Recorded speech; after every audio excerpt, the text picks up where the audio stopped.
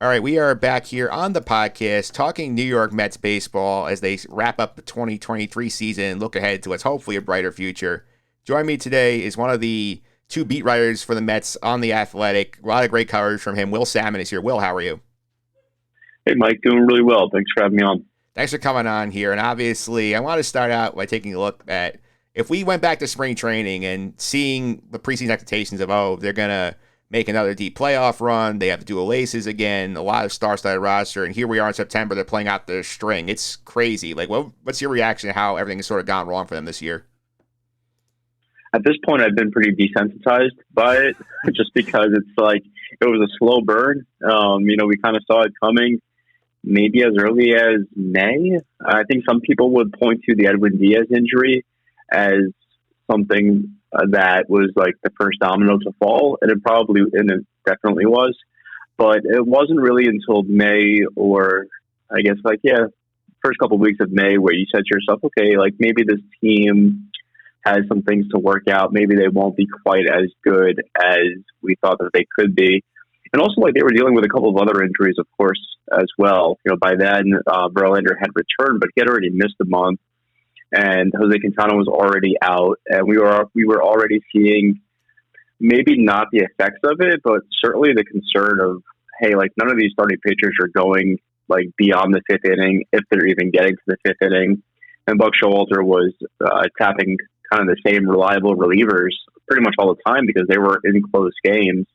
And again, like, they weren't getting the length from their starting pitching. So you kind of saw the concerns pop up, even though the results may not have been there because they were fairly solid in April. But yeah, certainly like by mid-May, you started to question the team a little bit. And by June, obviously they had a really bad month there, one of their worst probably in franchise history. So like by now you look back and when you take the full-scale view, sure, it's definitely a shock and surprising because of the preseason expectations. This was a team that entered the season with the highest payroll, not only in the league, but in baseball history. And clearly, a lot of these moves, maybe they don't look as good in hindsight, but really, like, it wasn't necessarily like the moves that didn't pan out. It was just they weren't getting a whole lot of production from guys that they really counted on heading into the season for obvious reasons. Whether that was Pete Alonso in the month of June struggling, or Francisco Lindor in the month of, say, I think it was like May struggling. Guys just picked some like opportune times to just not play up to the standard that they set and like what everybody expects of them. Now, of course, like they reverted back to their means and what you expect, and it looks as if like, well, the Mets may have had a run and then to honestly advance into the playoffs, perhaps, but just at the time, they made the right move in cutting ties and looking ahead to the future because at that point their playoff odds were not very good. Yeah, for sure here. It does feel like just based on the results of like how things went with some of the guys they dealt away, it feels like they made the correct decision to pivot and try and build for the longer term, as opposed to try and make the run at the 84 wins this year. So how do you feel they did with what they got back at the deadline? Pretty strong returns. I think, Luis Angel Acuna, he will receive the comparisons to his older brother, Ronald. Those I don't think are very fair, unfortunately for him. But he's a pretty good player. He should be a pretty good above average player in the major leagues from what I've heard and from what I've seen on video. And then for Justin Verlander, I think they got two, again, above average prospects that, for a 40-year-old pitcher, even though he was Justin Verlander, and the fact that they had to eat so much money, you would hope that they got a pretty solid return for him. But at the same time, as you alluded to, like, these guys are not what they were, a year or two ago even. They're just not quite as sharp. And obviously in the case of Max Scherzer, he's not even going to finish the year healthy with the Rangers. So yeah, I think they worked out all the trades from a prospect view. Seems like they're pretty good returns. The only one that I would kind of question a little bit was the Mark Canha for Justin Jarvis trade with the Brewers.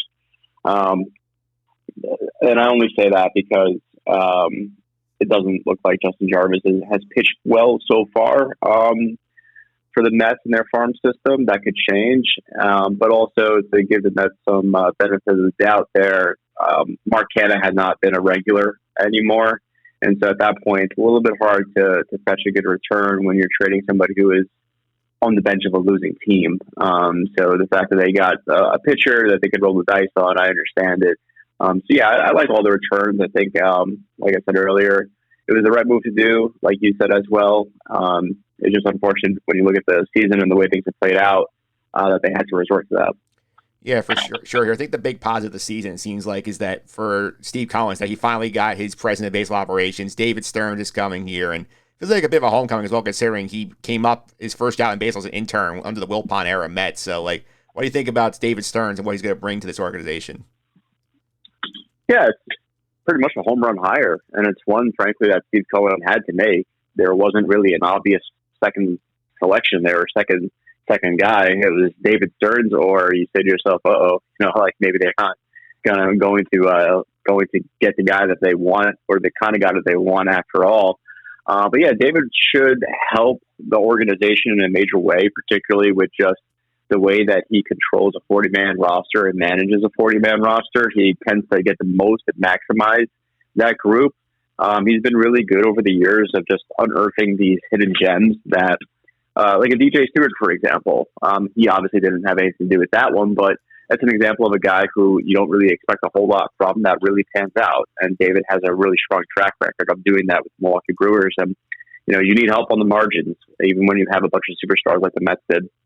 Yeah, that's for sure here. I know there's a great article on The Athletic today about, I don't know if it was you or Tim wrote this about some of Stearns' great pickups here. So I'm going to link to that in the show notes here. And one of his biggest decisions he's got to make here is the Buck Showalter situation, because I know Buck's hinted in recent days that, I don't know what my future's going to hold. I might step away. I'm not sure yet. So if Buck does decide to stick around, like, do you think there's a chance he leaves? And if so, like, what kind of manager are they looking for a potential replacement? Yeah, I don't know for sure, like, what Buck will decide or what the Mets will decide, frankly. Like, all we really know is that he has the 1 year left remaining on his contract. It's a few $1 million, I believe. Again, that's kind of like, for the Mets, I don't want to say chump change, but if there's a team that can really afford to be okay with that kind of move, it's them. Certainly. The funny thing with David Stearns is that he's never had to hire a baseball manager because he inherited Craig Counsell as his manager with the Brewers. So never had to do that. He also never really had to hire a AAA manager either, because Rick Sweet is a long-time manager for the Nashville Sounds, the Brewers AAA organization. So it's interesting in the sense that, like, there's no real precedent for, like, what David would choose to do. Just from, I guess, from previous hires that he's made in other areas, he looked for somebody who's pretty collaborative, somebody who's a strong leader, somebody that could really get through to the clubhouse, and I think be a really good in-between person for the front office to the clubhouse, and, like, build that bridge to those guys. Like, a lot of people sort of seek these days their managers, but again, there's no precedent. He hasn't had to hire. He never had to hire a manager, so that's the one kind of unknown about him when he comes over here. If they do decide to change the manager position, or Buck decides to move on himself. Yeah, that's for sure. It's an interesting question to watch here. And obviously the one that I'm going to have to ask you, and like everybody's going to be asking all the Met beat reporters on Twitter or wherever in the offseason, is the Pete Alonso situation. We know they listened to him on the trade deadline, didn't come close making a deal. Stearns has a big choice to make when he comes in. Do I extend Pete Alonso? Do I listen to offers here and take the Chaim Bloom route and try trading my superstar before he hits free agency, gets stuff back here? Like, what's your sense on what the Pete situation would look like? It's a little bit different, I would say, than Betts, just because with Alonso, like, you are dealing with somebody who he brings a particular skill set to the fold, whereas Betts is more of a guy who could maybe impact the game in several different ways.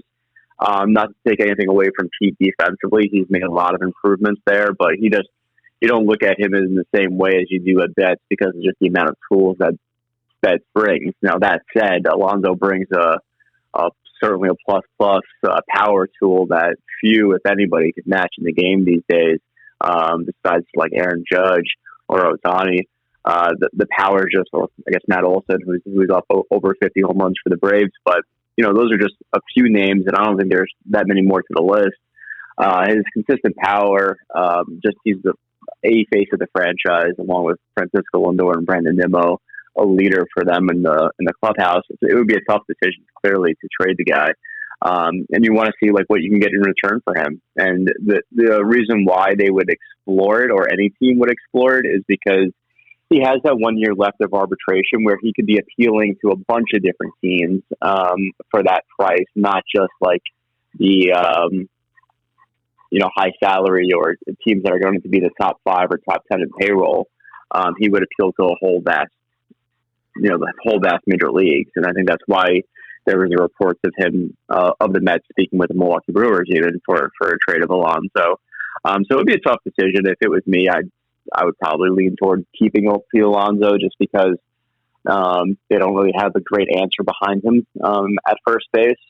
And just what the consistency that he brings, the ability to usually improve year to year, is pretty impressive.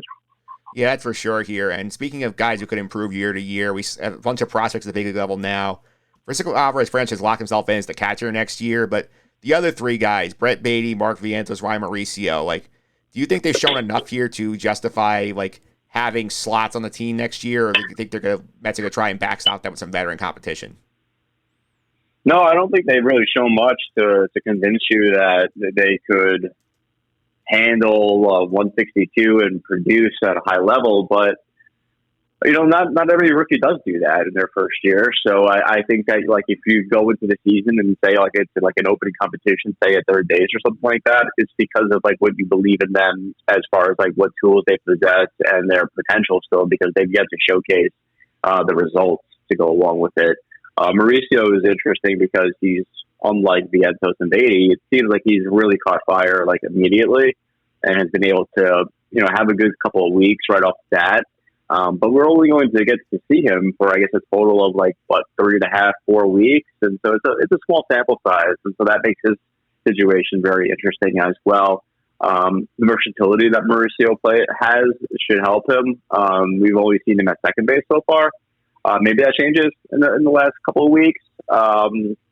But yeah, as far as their group of prospects, unfortunately for them, we haven't seen Mauricio enough, and then Vientos and Beatty just haven't frankly proven enough to really go in there where you're super confident of their ability to produce at a high level if given a job. All right, I got two more for you here. I know you're on a tight timetable here. So, number one, this is a question more for this season here, because obviously Edwin Diaz's injury this season was sort of a deflating thing. We've seen him slowly try and rehab to get back. He threw off the mound at Citi Field the day before we recorded this podcast here. So, think there's any shot the Mets let Edwin Diaz pitch before the end of this year? Yeah, I think so. If the medical reports suggest that he is okay to pitch, then I think that they will allow him to. That's just a guess on my part, because he is sort of, it appears he continues to ramp up toward that idea. Then you also leave him on a positive note to head into the offseason program with. Not that he necessarily needs that as motivation, but it would be nice, I guess, for that. But then you weigh it up against okay, is it going to hurt him in any way? I think if it hurts him, if there's a chance it hurts him in any particular way, they would just say no. So it would have to be a situation where the medicals have all checked out and he's totally fine to do this. And if he's up there with his pitches and he's up there with his velocity and what they're allowing him to do, then I don't really see the downside of him getting on a mound for an outing or two to close out the season. All right, that's definitely something interesting to keep an eye on here. And the last question here is, obviously we've got a lot of conflicting reports about how the Mets will attack the offseason. Max Scherzer obviously told your colleague at The Athletic, Ken Rosenthal, the Mets are going to reload for 25 and 26.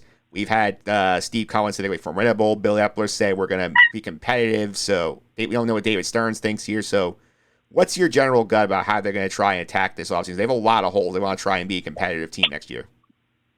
Yeah, I just don't see Steve Cohen, the way that he's operated, sort of doing anything other than putting money toward the Mets to be a good team. I just don't see any other path where based on his history, his short history as owner, he has never not done that. So it's hard to really imagine that they're just going to sit on their hands. I don't think that that's one of the options at all. I would expect them to be in the conversation for Ohtani. Do they land him? I have no idea. And then after that, like, there's a pretty significant drop off, really, with like free agents, particularly position players.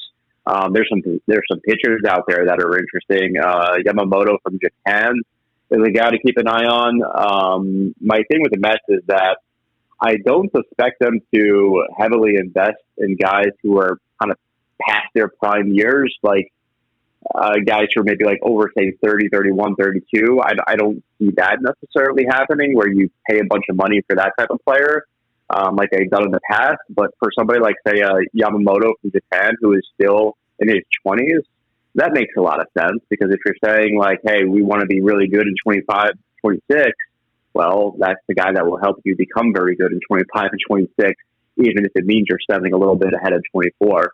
So I guess in that sense, like in that context, I could see them spending. But yeah, I just don't. The roster is still. Yes, there's going to be a lot of holes, but the lineup is more or less the same from what it was last year. You're going to be counting on Starling Marte, so that's a huge question mark. But more or less, I would expect them to be fairly competitive, if not very competitive next year. All right, well, thanks for all the time. I really appreciate it. People want to follow you on social media, keep up with your coverage for The Athletic. How can they do that? Sure. Thanks for having me on, Mike. On Twitter, I'm at Will Sammon, WILLSAMMON. And like you mentioned, I shared the beat with Tim Britton over at The Athletic. So all of our stuff could be there at theathletic.com. All right, well, thanks all the time. I really appreciate it. Yeah, you sound right. Thanks for having me.